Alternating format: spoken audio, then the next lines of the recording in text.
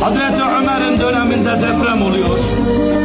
Deprem günlerce sürüyor, bitmiyor.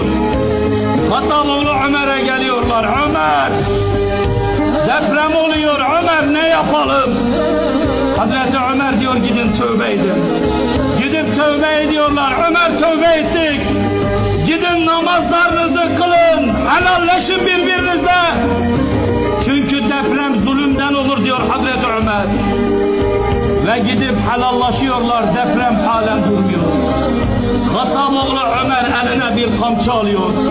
Sanki bir hayvanı döver gibi sahabi diyor elindeki kamçıyla yere vurmaya başladı. Sakin ol dedi, sakin ol.